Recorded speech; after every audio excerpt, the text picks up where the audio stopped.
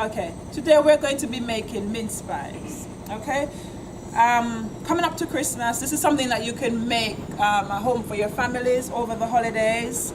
The filling, however, you may choose to add another filling if you do not like the mixed fruits. For example, bromley, apple filling, or cherries, strawberries in a tin. Okay, you choose. Right, so I've got 350 grams of plain flour, 225 grams of butter, so that's a lot. It's very fattening, not very healthy. And the butter has been diced, so in small cubes. I've got 100 grams of caster sugar, and I'm going to be using a small bit of salt, okay? And then my mince filling, okay? I'm gonna add my diced butter, which is cold. Your butter needs to be cold, okay? And I'm gonna rub my butter into the flour, which will take a little bit of time, especially because it has been in the fridge, so it's solid, a bit tough, okay? So this is gonna take a little bit of time to do, and the aim is to get it to resemble fine breadcrumbs or breadcrumbs, okay? This is going to take quite a few minutes for me to do.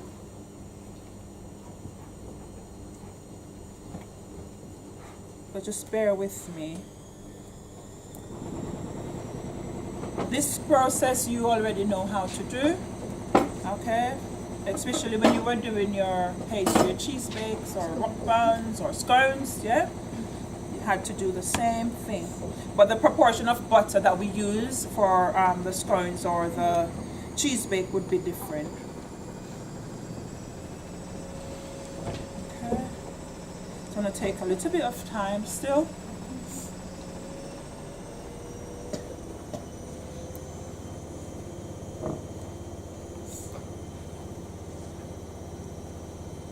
And what's happening here, what I'm aiming to achieve is to prevent any long gluten strands forming. So my pies will be very crumbly. Stop pulling that face, Jeremiah.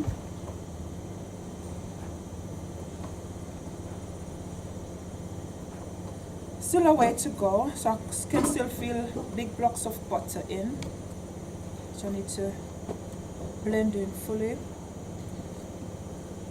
We could also use our food processor to do this, but you won't have access to that next week, so I'm just doing it the manual way to show you. If you want to do it at home and you've got a food processor, you can get this done now. Sit down.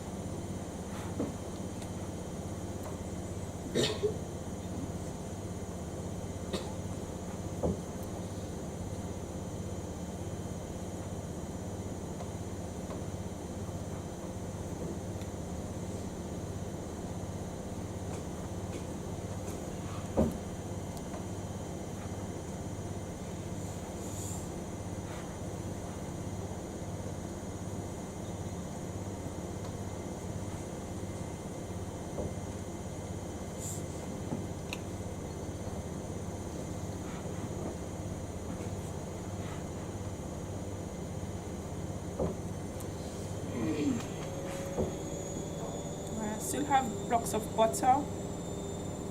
Sorry.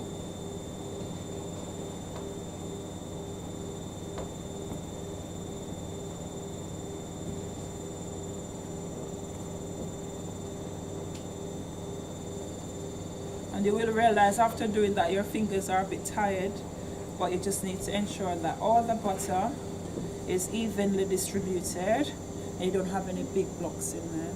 Okay? I will not be using any liquid in the dough, in the pastry, okay? Need the butter to be evenly distributed, rubbing fully. Just feeling to see if I've got any big blocks at the bottom.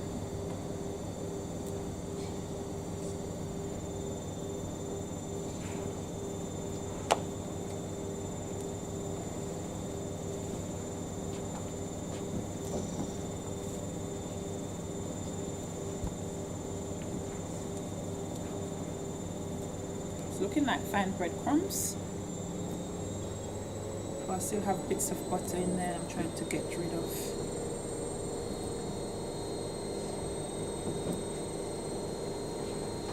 Okay, so this is what we're aiming to get. Okay, aiming to achieve all the butter blended in equally. Okay, then I'm going to add a tiny bit of salt. Depends on the type of butter that you bring in next week. If you bring unsalted butter, then you'll need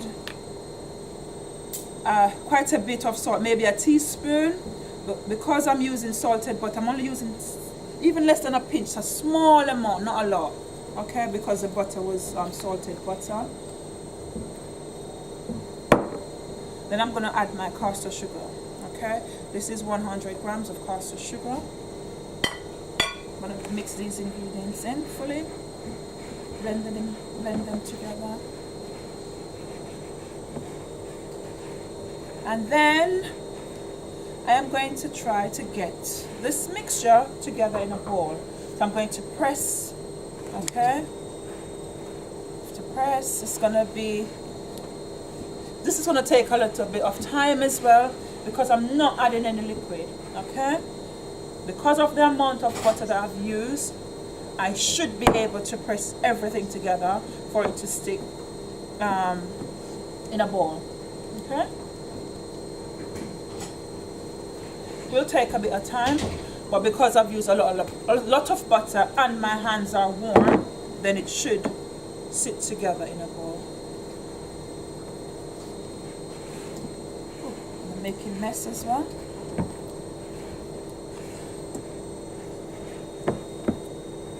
So the longer I work with my hands, then the more it should stick because my hands are warm. I know I'm wearing a glove, so the heat may not come through as much or as easily as down. Don't sit up there. Right. Oh, my surface is clean, so I'm going to use my bits there that fell out.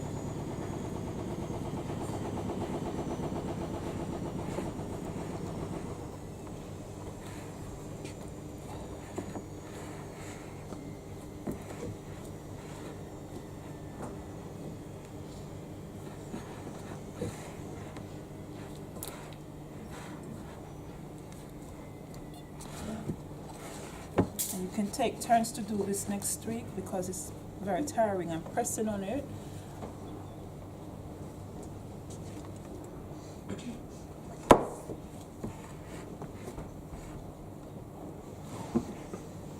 It's crumbling again, but I'm not worried about it because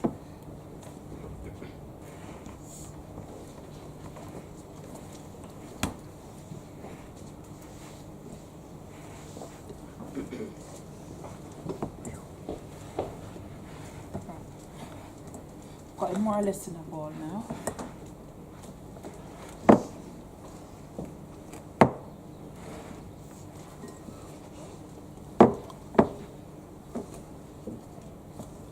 Right, I'm gonna get these bits in. I won't need to put it on the surface. There's no need for a rolling pin. There's no need to grease the tray that I'm going to be using, so I'm going to use a bun tray. Okay, and I'm going to try and get small, put this into a small bowl,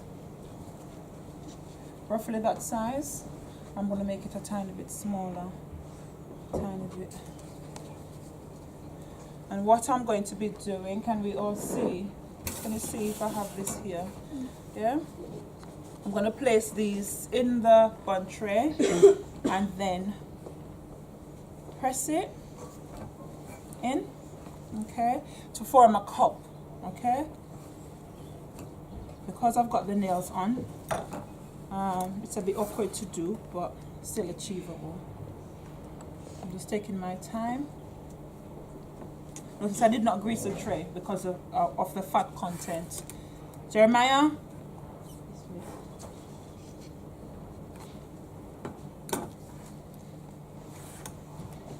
press this in. And I'm trying to form a cup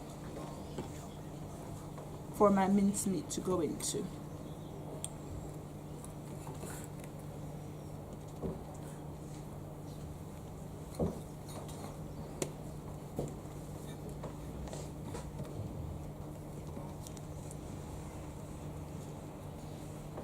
I'm happy with that, I think.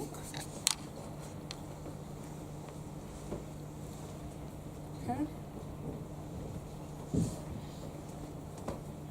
I'm going to do another one. Okay, just one more for the sake of the video.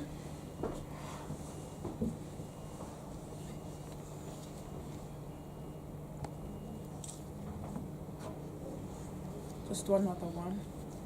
So again, in a bowl. And it will crumble, okay? We have to press on it, okay? Remember there's that liquid was added to it.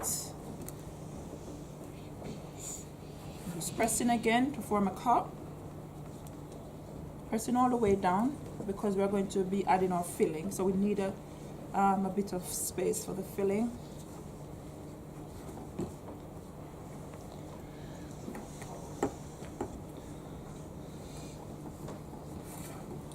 It's time consuming actually, but because you're going to be working in groups as well, you maybe 2 people can be doing that at the same time, while one person make another ball or get the balls ready to be added.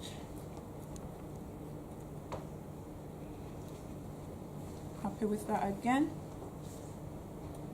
Again, I've got nails on, so I keep making holes in them. I'm happy with that. I'll only do 2.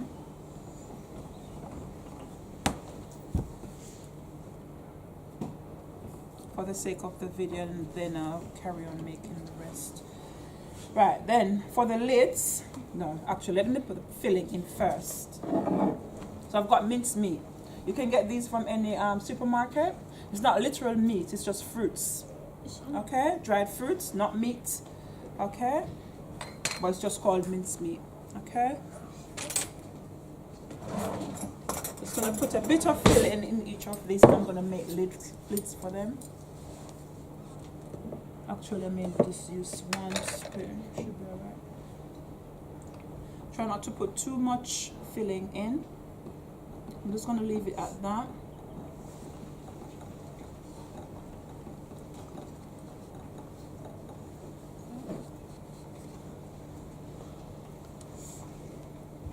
So this is a mixture of fruits, different fruits.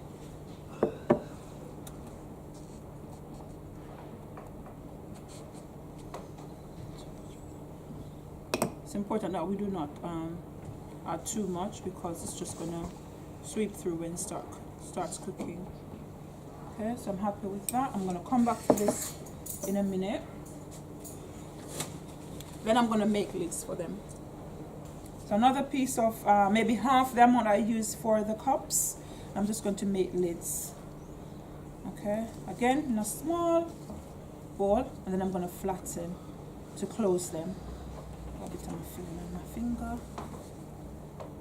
Then I'm going to press these flat. Can you see? Can we see? Yeah. You can see the pastry crumbling already.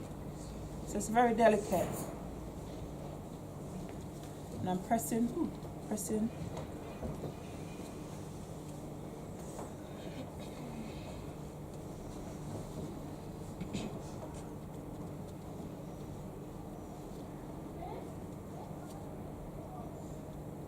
You think that's big enough? I'm just going to put that on top and then finish off. Neaten it up a bit. Got cracks going through, but not to worry.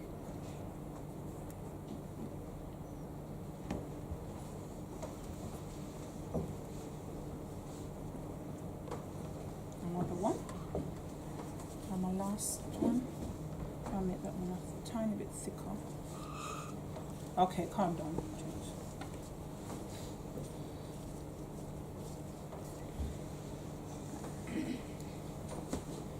flatten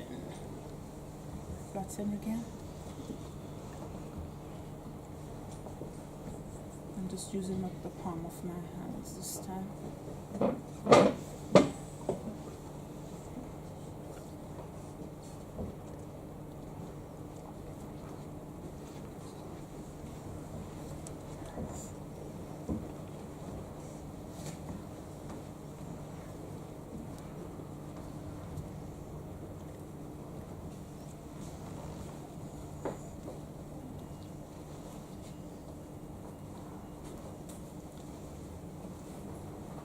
I'm happy with these. Okay, so I'll finish the rest.